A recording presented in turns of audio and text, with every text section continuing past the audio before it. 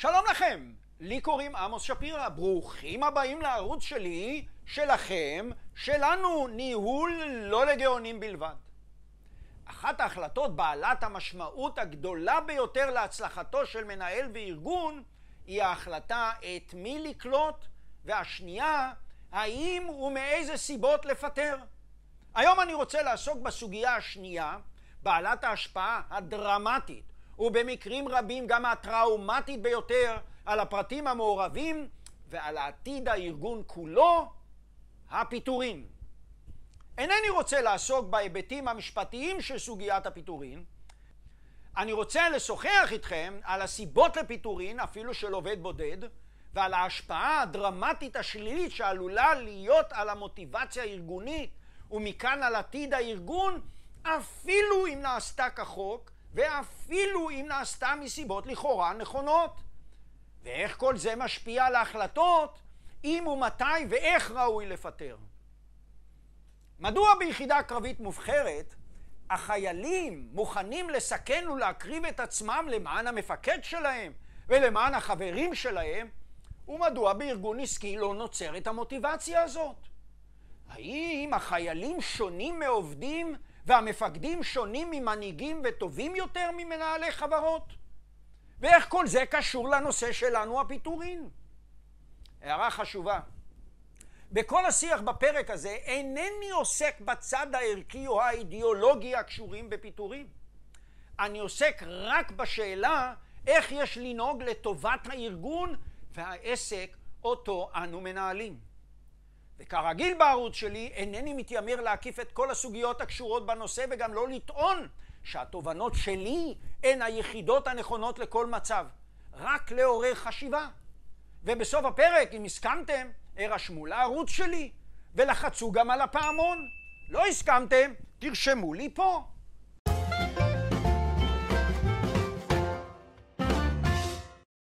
יש אמצעים רבים באמצעותם מנהלים ומנהיגים משפיעים על התוצאה של הארגון אותו הם מובילים.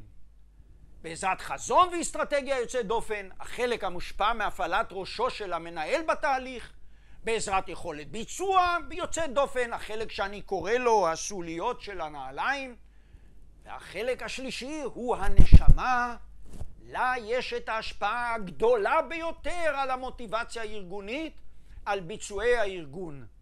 על המרכיבים השונים של כל אלה כבר דיברתי בפרקים קודמים בערוץ שלי.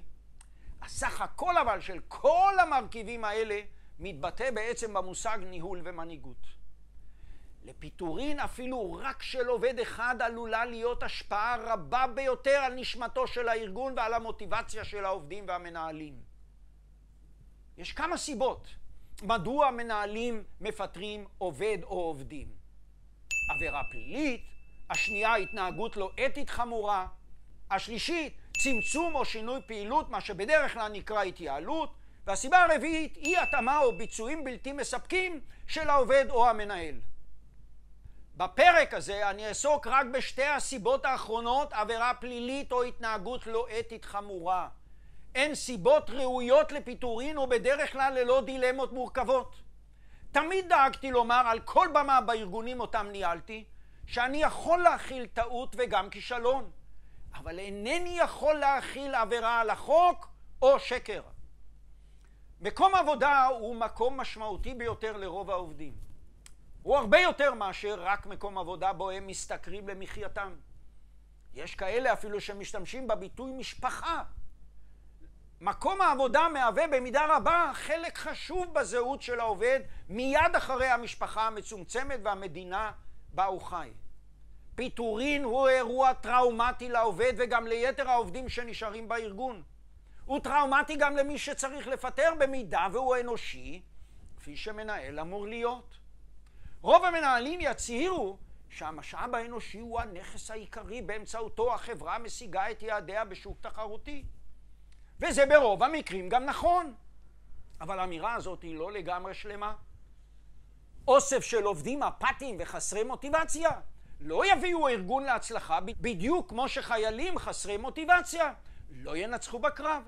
וכאן אנחנו יכולים לשאול, מדוע בעצם חיילים בקרב מוכנים להקריב את עצמם למען השגת המטרה? מדוע הם מוכנים להקריב את עצמם כדי להציל חבר שלהם בקרב? מהיכן נובעת המוטיבציה הזאת? מדוע היא קיימת בצבא ולא קיימת ברוב החברות העסקיות? מדוע חיילים מוכנים להתרומם מהשוחה בה הם נמצאים כאשר כדורים שורקים מעליהם ולסכן את עצמם כדי להוציא חבר פצוע משדה מוקשים? האם זה כי הם נלחמים למען המדינה בה הם אזרחים? ברוב המקרים התשובה שחיילים נותנים לשאלה הזאת היא שהם נלחמים למען המפקד שלהם ולמען החברים שלהם. הם מוכנים לסכן את עצמם למען המפקד שלהם כי הם בטוחים שהוא מוכן להקריב עצמו למענם. כי הם בטוחים שגם החברים שלהם מוכנים להקריב את עצמם למענם. ביחידה צבאית יש ערבות הדדית שהכרחית להשגת המטרה וליכולת ההישרדות בקרב של כל אחד מהחיילים. ביחידה צבאית מנצחת אנשים מוכנים להקריב את עצמם כדי שאנשים אחרים ישרדו וירוויחו מכך. תחושת הביטחון והמוטיבציה של החייל נובעת מתחושת הערבות ההדדית. לעומת זאת, במגזר העסקי מנהלים בכירים נותנים בונוס למנהלים הכפופים אליהם על מנת לייצר תוצאות עסקיות טובות יותר, גם אם זה כרוך בפיטורין של עובדים אחרים. ביחידה צבאית מובחרת כל המאמץ של החיילים מופנה מול האויב. בארגון עסקי כושל בו העובדים מפוחדים וחוששים לעתידם, העובדים מבזבזים חלק מהאנרגיה שלהם כדי להגן על עצמם זה מזה וכדי להגן על עצמם מהמנהל המאיים שלהם. הרבה מנהלים מתגאים בארגון שמנהלים ואומרים שהוא כמו משפחה. אבל בהרבה מקרים המעשה הראשון שהם עושים כשהארגון לא משיג את התוצאה המצופה או נתקל בקושי הראשון, הם מפטרים מה שנקרא פיטורי התייעלות. האם במשפחה שהכנסת ההורים יורדת מסיבה כלשהי אחד מהילדים נשלח לבית יתומים כדי לחסוך בהוצאות? במשפחה בריאה כל המשפחה תצטמצם כדי לעבור את המשבר. האם הפתרון הזה לא ראוי גם לארגון שבקשיים, שכולם יוותרו על המעט משכרם כולל המנהלים והמנכ"ל? אני שוב מדגיש שאינני עוסק בנושא הזה מההיבט הערכי, אלא איך ראוי שארגון ינהג לטובת השגת מטרתו, ובארגון עסקי כדי לשפר את סיכוייו להרוויח כסף. לא פעם שיחת משוב רגילה עם עובד או מנהל שלא עמד ביעדיו עם משהו כמו מוישה, לא עמדת ביעדים השנה. אם זה יקרה גם בשנה הבאה, מקומך איתנו מוטל בספק. האם במשפחה נוהגים כך? האם אבא יגיד לבנו שהביא תעודה חלשה, שאם בשנה הבאה הוא לא ישתפר, הוא ישלח אותו לבית יתומים? או שאבא ראוי ישאל, במה אפשר לעזור לך, בני הצעיר? לילד במשפחה בריאה יש אמון בהורה שלו שיגונן עליו בשעת משבר גם אם טעה. זאת הסיבה שילד מוכן להילחם בשכונה כדי להגן על אחותו, על אחיו, או על השם הטוב של משפחתו. ובשיחת משוב, האם לא ראוי שהמנהל יגיד לעובד, מוישה, אני מודאג מהנסיגה בתוצאות שלך. האם יש משהו שאני יכול לעשות כדי לעזור לך? בכל המקרים האלה אין במשפחה ואין ביחידה הצבאית קיים אמון במנהיג ובחברים וקיימת ערבות הדדית. לא האנשים הם שונים, אלא התרבות הארגונית. כאשר מנהל מפטר עובד, האתגר הארגוני העיקרי איננו העובד שפוטר. הוא כבר מחוץ לארגון, אלא כל יתר העובדים שנשארו בארגון מסביבו, האם הם מאמינים שהמנהל שלהם עשה הכל, אבל הכל, כדי להימנע מהפיטורים? האם השקיע מזמנו כדי לסייע לעובד? האם ויתר משכרו לפני שבא בתביעה ליתר העובדים לוותר? ואגב העובד שפוטר, גם הוא יכול לגרום לנזק גדול מאוד במידה ופוטר כלאחר יד. ברשתות הדיגיטליות, היכולת של עובד בודד לגרום נזק לתדמית התעסוקתית של הארגון היא גדולה מאוד. לעתים מנהלים ממהרים לפטר עובד או מנהל שלא עמד ביעדים שלו, מתוך אמונה שמישהו חדש מחוץ לארגון ישיג תוצאה טובה יותר. יש לפעמים מצבי קיצון שבהם אין באמת ברירה, כאשר ברור בעליל שהעובד בצורה מודעת איננו רוצה לעשות את הדרוש כדי לעמוד ביעדיו.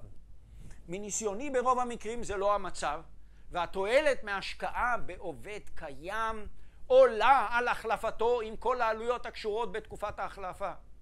לא פעם מועמד מבחוץ קוסם יותר מעובד אותו אנחנו מכירים על יתרונותיו וחסרונותיו. אבל גם אם הגענו למסקנה שאכן אין ברירה וצריך לנקוט בצד הפיטורין, הרי שחובה לעשות כל מאמץ שכל העובד מסביבת העובד שמפוטר ידעו מדוע הוא פוטר ויחשבו שהמהלך היה הוגן. בשוק תחרותי חברה מנצחת כי איש השירות שלה מחייך ללקוח. אפשר לחייב עובד לענות ללקוח ולתת לו מידע נכון, אבל אי אפשר להכריח עובד לחייך. עובד שמפחד מהבוס שלו לא יחייך. בשוק תחרותי חברה מנצחת כי עובדים ומנהלים חופשיים להביע את דעתם בצורה חופשית. עובד מפוחד לא יביע את דעתו מפחד שמא יבולע לו אם יביע דעה בניגוד לדעת המנהל שלו. בשוק תחרותי חברה מנצחת באמצעות יצירתיות ויוזמה, אבל בחברה בה עובדים מפחדים מהבוס שלהם שמא יפוטרו אם ייכשלו, לא תהיה יוזמה ויצירתיות, ולא משנה כמה יועצי חדשנות ויזמות ייקחו. כי בהגדרה יצירתיות ויזמות קשורה בסכנה גדולה יותר לכישלון. ולמה בעצם שאני אזום אם אני עלול להיכשל ולהיות מפוטר? ולסיכום, פיטורין של עובד או של חלק מהעובדים הוא אירוע שעלול לפגוע בצורה אנושה בחוזה הבלתי כתוב בין הארגון לבין עובדיו ומנהליו. אתם תיתנו מעל ומעבר, והארגון יהיה עבורכם גם ובמיוחד בשעת משבר.